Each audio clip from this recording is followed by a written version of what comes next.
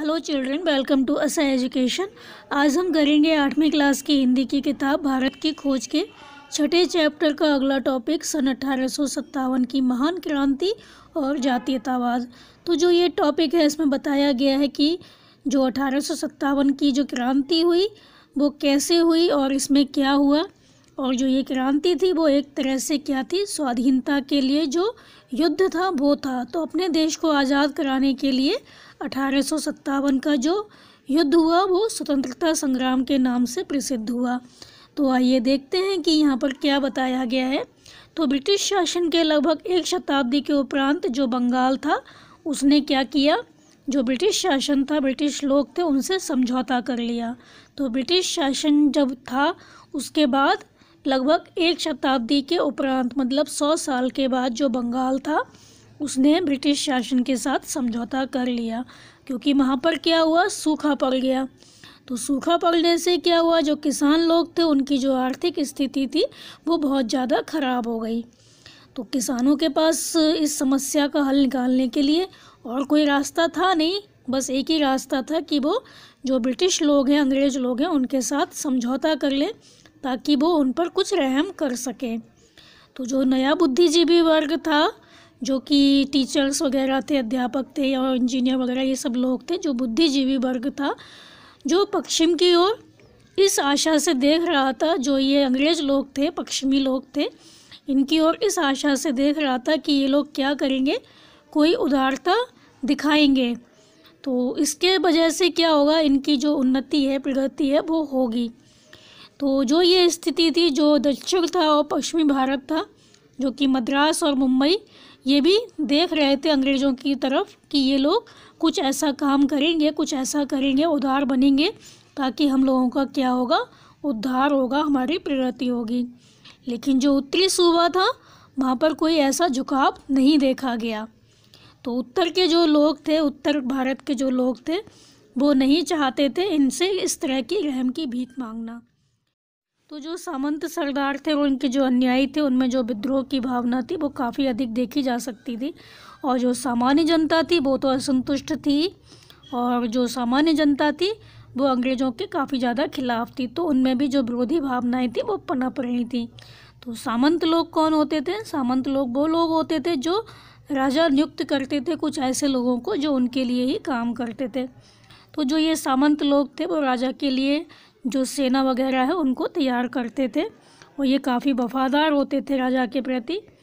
तो इस तरह से जो राजा होते थे कुछ ऐसे लोगों को नियुक्त करते थे जिनका काम सिर्फ राजा के लिए ही काम करना होता था।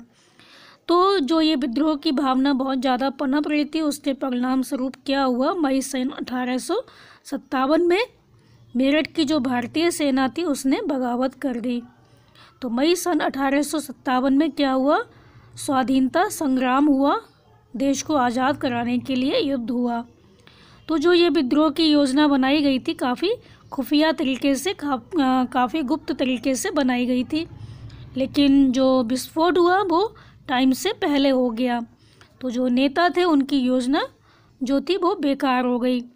तो ये जो विद्रोह था वो केवल सैनिक विद्रोह नहीं था, केवल सेना ने विद्रोह नहीं किया था, बल्कि एक जन आंदोलन था, क्योंकि इस आंदोलन में सारी जनता ने भाग लिया था। और ये जो आंदोलन था वो कैसा था, इसलिए किया गया था कि हमारा देश आज़ाद हो जाए। तो जो ये जन आंदोलन था वो प्रमुख रूप से दिल्ली, संयुक्त प्रांत और मध्य भारत के कुछ भाग और बिहार तक सीमित था। तो ये जो लोगों का आंदोलन था वो प्रमुख रूप से कहाँ था, दिल्ली, संयुक्त प्रांत मतलब उत्तर प्रदेश और उत्तराखंड के कुछ राज्यों को मिलाकर जो प्रांत बना है उसे कहते हैं संयुक्त प्रांत, और मध्य भारत के कुछ भाग और बिहार तक जो ये आंदोलन था वो सीमित था। यहीं पर ये ज़्यादा हुआ, विदेश विरोधी जो आंदोलन था वो देखा गया।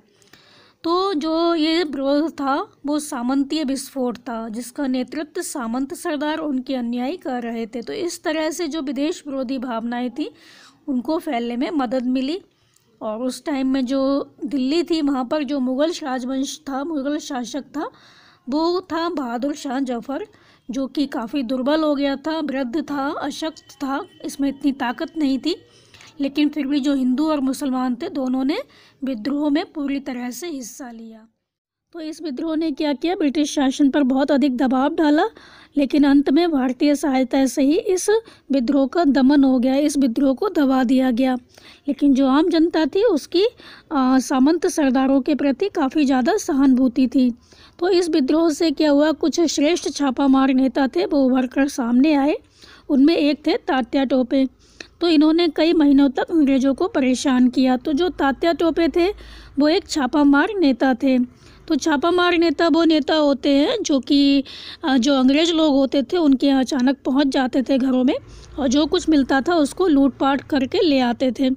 तो इस तरह से जो तात्या टोपे थे उन्होंने कई महीनों तक अंग्रेज़ों को परेशान किया, और आखिर में जब उन्होंने नर्मदा नदी को पार किया तो उनको उम्मीद थी कि मराठा क्षेत्र है उसमें क्या होगा, जो ये है तात्या टोपे ये भी मराठे थे, तो इनको लग रहा था वहाँ से इनको काफ़ी सहायता मिलेगी, इनका स्वागत होगा।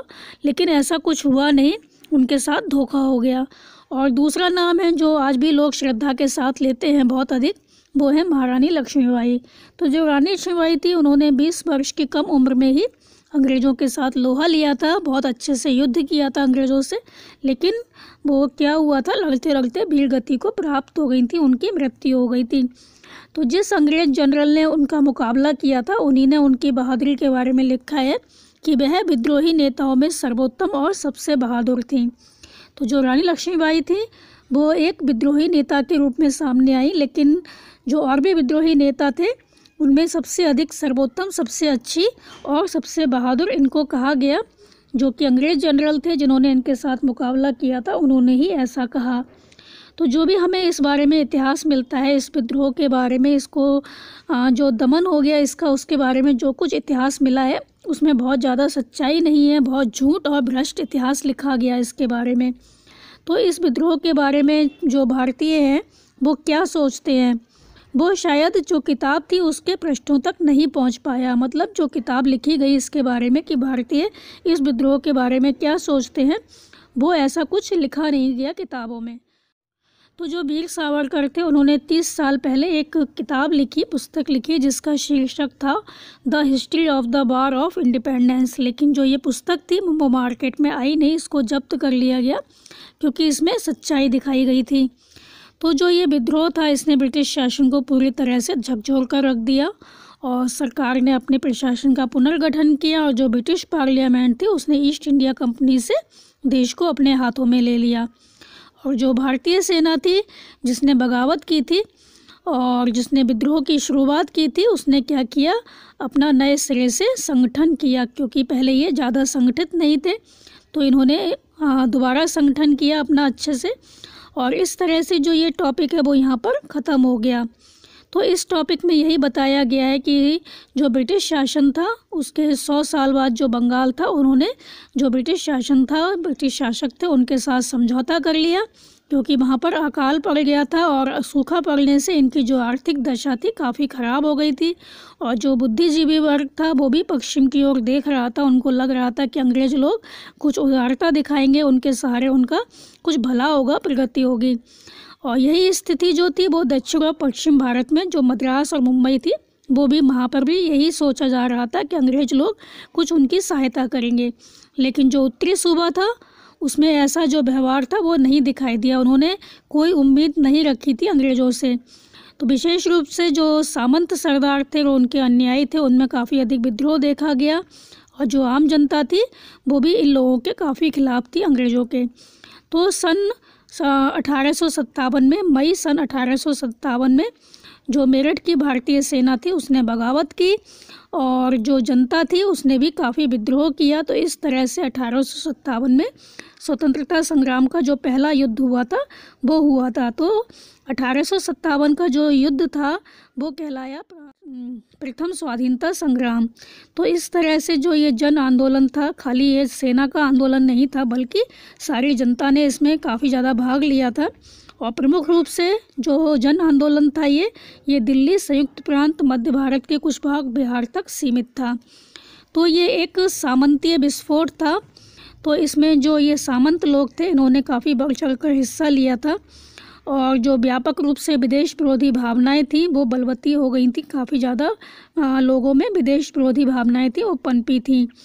और जो दिल्ली में जो बहादुर शाह जफर थे, हालांकि वो काफ़ी कमज़ोर हो गए थे, दुर्बल थे, लेकिन हिंदू और मुसलमान थे, दोनों ने इस विद्रोह में हिस्सा लिया। तो जो ब्रिटिश सरकार थी, ब्रिटिश शासन था, वो पूरी तरह से दबाव में आ गया था, लेकिन बाद में जो ये विद्रोह था उसको दबा दिया गया। तो आम जनता की इनके प्रति काफ़ी ज़्यादा सहानुभूति थी और इस विद्रोह से छापामार जो नेता थे वो सामने आए, जिनमें तात्या तोपे हैं, उनका नाम प्रमुख है। तो इन्होंने बहुत ज़्यादा अंग्रेज़ों को परेशान किया था। फिर उन्होंने नर्मदा नदी है उसको पार किया। उन्होंने सोचा मराठे लोग इनकी सहायता करेंगे, पर इनके साथ ऐसा कुछ हुआ नहीं। और दूसरा नाम है वो है रानी लक्ष्मीबाई का। तो ये अंग्रेज़ों से काफ़ी ज़्यादा लड़ी थी, इनका बहुत अधिक सामना किया था, लेकिन ये वीर गति को प्राप्त हो गई थी। तब इनकी आयु 20 वर्ष थी। तो जो अंग्रेज़ जनरल है जिसने इनके साथ मुकाबला किया, उन्हीं ने इनके बारे में लिखा था कि जो रानी लक्ष्मीबाई थी वो विद्रोही नेताओं में सर्वोत्तम और सबसे बहादुर थी। और जो विद्रोह और दमन हुआ उसका जो हमें इतिहास मिला है उसमें बहुत ज़्यादा सच्चाई नहीं है, काफ़ी झूठा इतिहास लिखा गया। तो भारतीय लोग हैं वो इस दमन के बारे में, इस विद्रोह के बारे में क्या सोचते हैं वो शायद किताब के पन्नों तक पहुंच ही नहीं पाया, मतलब उसमें लिखा नहीं गया, सच्चाई कुछ दिखाई नहीं गई। और जो वीर सावरकर थे उनकी जो किताब थी the history of the war of independence, उसमें सच्चाई दिखाई गई थी, लेकिन इस किताब को मार्केट में, बाज़ार में आने ही नहीं दिया गया, इसको जब्त कर लिया गया। तो इस विद्रोह ने क्या किया था, जो ब्रिटिश शासन था उसको पूरी तरह से झकझोर कर रख दिया था और ब्रिटिश पार्लियामेंट ने ईस्ट इंडिया कंपनी से देश को अपने हाथों में ले लिया। और जो भारतीय सेना थी उसने जो विद्रोह की शुरुआत की थी उसने अपनी सेना का नए सिरे से संगठन किया, क्योंकि पहले इतना अधिक संगठित नहीं थी ये। तो बच्चों आप इस टॉपिक को अच्छे से समझ लीजिए और हमारे चैनल असा एजुकेशन को सब्सक्राइब करना मत भूलिए। Thank you.